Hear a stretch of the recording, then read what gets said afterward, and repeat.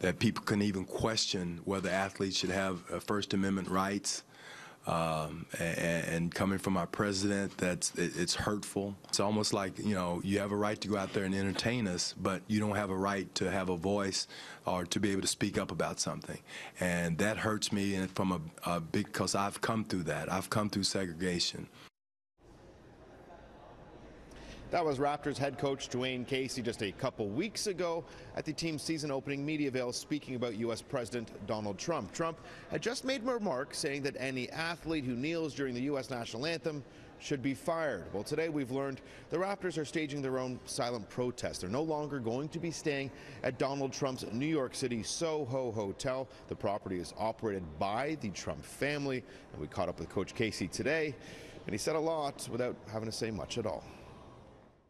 Is that a conscious decision, a discussion among management to no longer stay there? We talked about it. We talked about where we stand, and again, we're not going to announce where we stand, not stand. Decision not to stay there, though. You know, that was a decision made by us, and I think a lot of teams in the league. But and there's reasons behind it.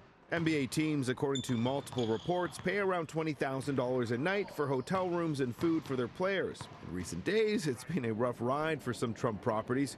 Recently, the Trump Hotel in Toronto was sold. There's reports Trump's 2 golf resorts in Scotland have lost tens of millions of dollars since he's moved into the White House. Ahead of a preseason game last year, the Raptors linked arms in a show of solidarity against police brutality and racial injustice in the United States. NBA insiders believe organizations like the Raptors pulling their teams out of Trump properties could be the most impactful protest yet to date.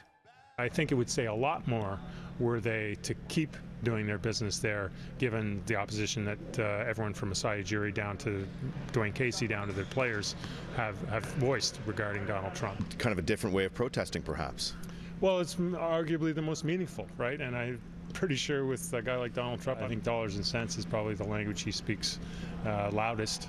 And, you know, and I think as an organization, like any big company, they do have certain standards and values that they would espouse, and at some point you got to adhere to them too. According to the Washington Post, at least 12 teams, about a third of the league, have stayed at Trump's SoHo hotel since it opened in 2010. All but one of them now will no longer be staying there.